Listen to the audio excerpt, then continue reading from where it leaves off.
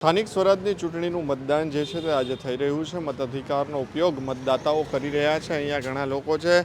પાછી મત દે આવ્યા નથી આવ્યો એમ શું કહેશો? કેવા મુદ્દાઓ ધ્યાનમાં રાખીને મત આપ્યો? એ ભાઈ અમે અમારા આઈતમાં જાણે મુદ્દા ધ્યાન રાખીને દેવાનું હોય, ખાય એનું ખોદવાનું ન હોય બસ। હા, ખાય એનું ખોદવાનું મુદ્દાઓ તો હોય ને, કેવા મુદ્દાઓ? ના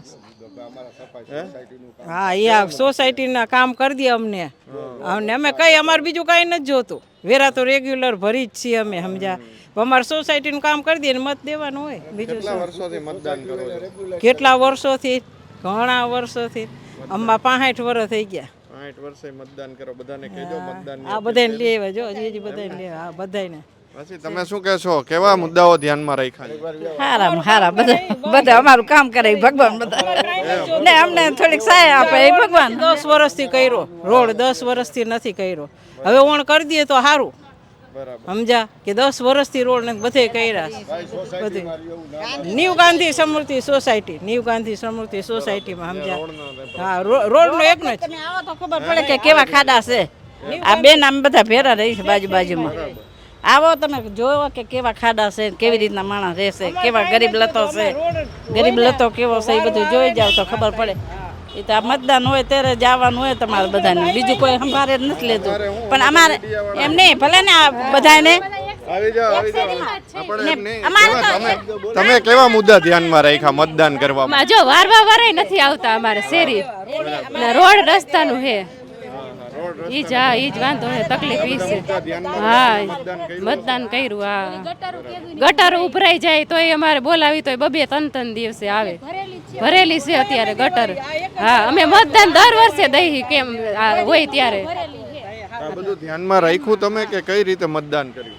મતદાન તો કર્યું જ, કરી જ છીએ। અને હા, શું કહેશો? શું પ્રશ્ન? હા, એ કહી દીધું, બધી કુંડીઓ ભરેલી જ છે। કેદુના કઈસી હમી કરવા આવો તો કોઈ આવતું નથી। તમે કેવા મુદ્દાઓ ધ્યાનમાં રાખ્યા મતદાન કરતી સમયે? હા, એ તો શું કેવું તમને, પ્રશ્ન હોય એ મુદ્દા તો ધ્યાનમાં રાખ્યા। અત્યારે ત્યાં વારવા વાળા નથી આવતા, એવા હરખા આવે, ક્યારેક આવે ને ક્યારેક ન આવે। કે અમે કમ્પ્લીટ કરવા જઈશ, કેમ રોજ નથી આવતી? 4 દી એકવાર આવે, કમ્પ્લીટ કરવા જઈશી, ફોન કરીશી તો આવે વરીએ 2 દી ઉપરા ઉપર, વરી પાસ ન આવે। અમે હલાવી પછી શું કરીએ? આ દુનિયા છે, સમજ્યા? કોઈને કાંઈ પોગાય એમ નથી અત્યારે, દુનિયા છે, સમજ્યા? અમારે કાંઈ નથી જોતું સરકારનું, સમજ્યા? પણ શેરી ચોખ્ખી કરીને એ આંગણું ચોખ્ખું અમે વારી નાખીને ભરી લઈને કચરા ગાડી આવે એમાં નાખી દઈએ છીએ, સમજ્યા? અમે અમારું કરી લઈએ આંગણું, પણ એટલું કરીને રોડ કરી દઈએ ને, ખાડા બહુ થઈ ગયા। આ વખતે તો આવ્યા નથી, સમજ્યા? ઓમાં રેલીમાં નકા આવે તો અમે પ્રશ્ન ઉકેલી તરત જ કે આ રોડ એ કરી દો ઘણા વર્ષે, ને ઓલી વખતે કે કરી દેસી, ન કર્યો, સમજ્યા? આ બધું શું કહેશો? કેવા મુદ્દાઓ ધ્યાનમાં રાખીને મતદાન કર્યું છે? ખરેખર જો પબ્લિક વિચારે તો પોતાના બેઝિક મુદ્દામાંથી જ આપણે ફ્રી નથી થતા, અને એ મુદ્દા સાંભળવા કોઈ તૈયાર નથી। આપણી જરૂરિયાતો, સામાન્ય પબ્લિકની જરૂરિયાતો સામાન્ય જ હોય છે, આપણે કોઈ એવી મોટી જરૂરિયાતો હોતી નથી। પણ છતાં પણ જો આજે લોકશાહીના પર્વમાં આપણે મતદાન ન કરીએ અને તો પછી આપણને સવાલ ઉપાડવાનો કોઈ અધિકાર નથી।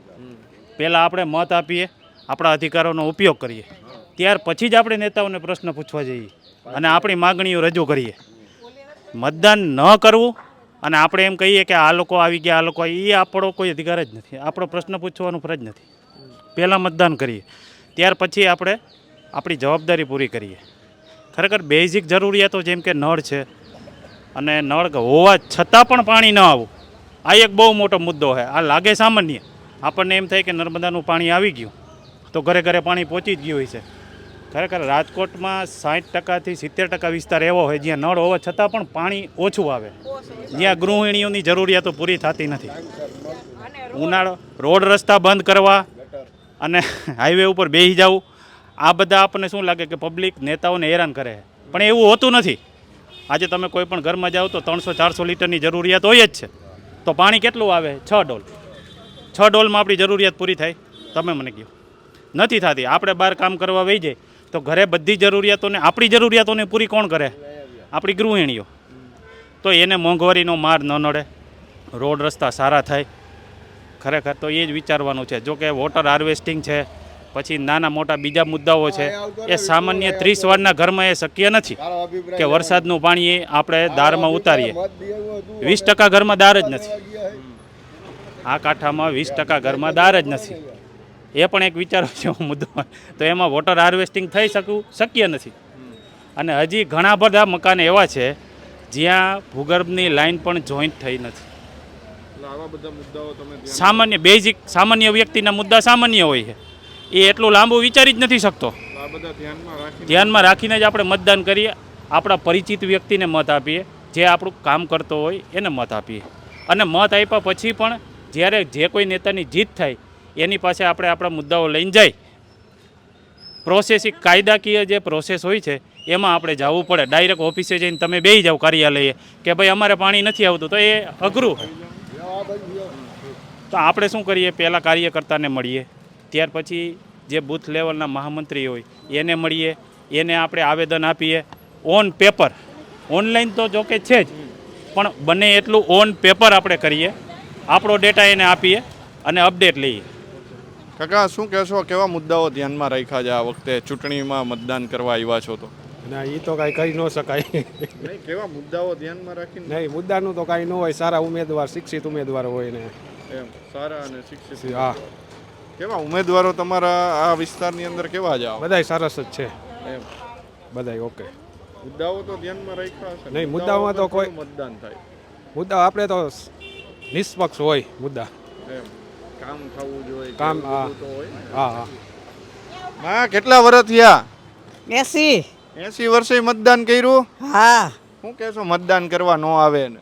આવું જ પડે ને. બધાને કહેવાય ને આવે. હા, તે કહીશ. એમ તમારી સોસાયટીમાંથી મોકલજો. પણ અમારે બધા લગ્નમાં ગયા છે. અમે 10 જણા છે, હું એક જ ઘીરે છું. એમ આગળ આવો, આગળ આવો. તમે એકલા જ ઘરે હો? હા, બાકી બધા ક્યાં ગયા? લગ્નમાં જાનમાં ગયા છે. જાનમાં ગયા? હા, એમ તો આજુબાજુ વાળાને તો કહેશો ને. આજુબાજુ વાળા બધા આવી ગયા. આવી ગયા? હા, એમ કેટલા વર્ષથી મતદાન કરો? ઘણા વર્ષ થઈ ગયા.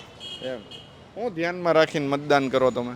એ હવે કઈ મને ન ખબર પડે, હું તો ભણશું. મતદાન કરવાનું. હા, બસ દબાવી દીધા ને બટન હરખા. આવી એવા કર્યા. એમ હા, રિક્ષામાં મતદાન કરવા આવી રહ્યા છે. માસી, રિક્ષામાં મતદાન કરવા આવ્યા છો, શું કહેશો? શું કંઈ હાલાતું નથી. કમરનું ઓપરેશન કરાવ્યું છે તોય આવ્યા છે મત દેવા.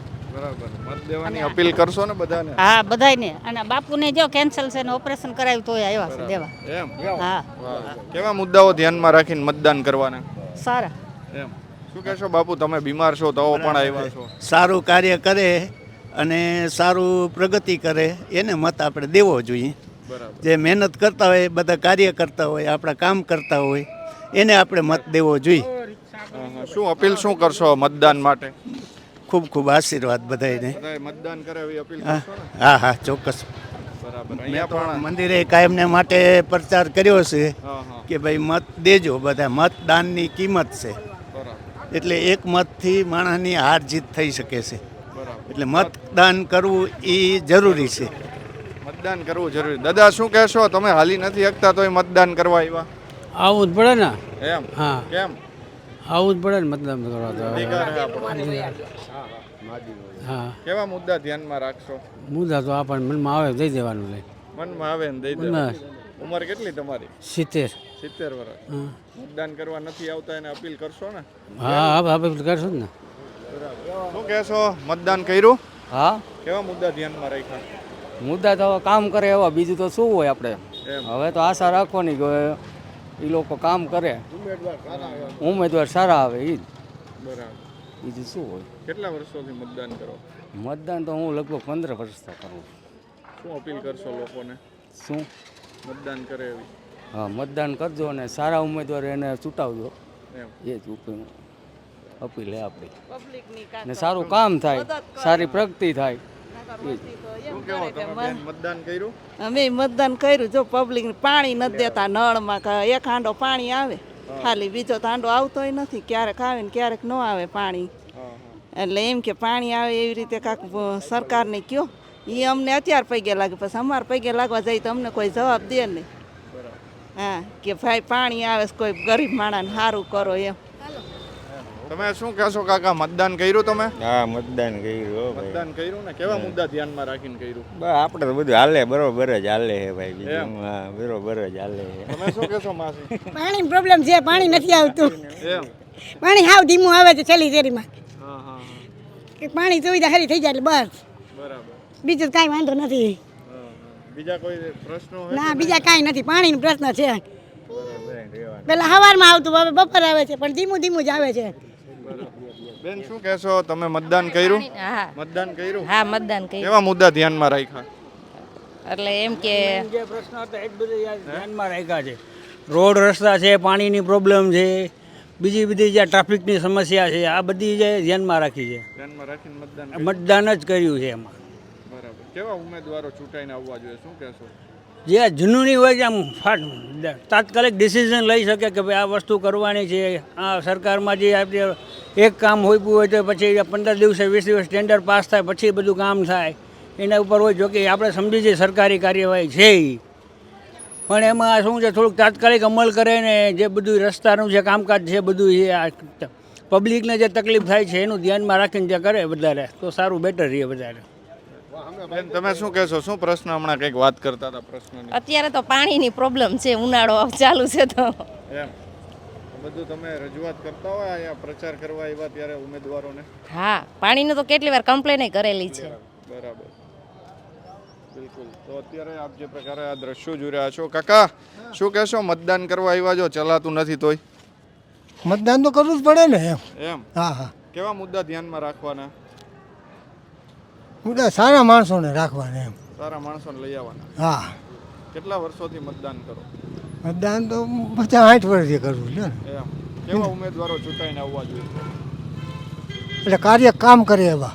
કામ કરે. હા આજે ઈ ધ્યાન રાખીને જ મતદાન કરશો ને તમે? હા હા, ધ્યાન કરીશું. બિલકુલ. અહીંયા આપ જે પ્રકારે આ દ્રશ્યો જોઈ રહ્યા છો, રાજકોટની સ્વામી વિવેકાનંદ પ્રાથમિક શાળા નંબર 72 છે કે ત્યાં અત્યારે મતદાન કરવા માટે ભારે ઉત્સાહ જે છે તે જોવા મળી રહ્યો છે. અત્યારે આપ જે દ્રશ્યો જોઈ રહ્યા છો તે પ્રમાણે આ સ્થાનિક લોકો જે છે તે અત્યારે મતદાન કરવા આવી રહ્યા છે. દાદા તમે પણ મતદાન કરવા આવ્યા છો, શું કહેશો? કાંઈ મતદાન કરીને વહી જવાનું. એમ મતદાન કર્યું કે બાકી છે? બાકી છે. એમ કેવા મુદ્દા ધ્યાનમાં રાખશો? વિકાસના. વિકાસના મુદ્દા. કેવા ઉમેદવારો ચૂંટાઈને આવવા જોઈએ?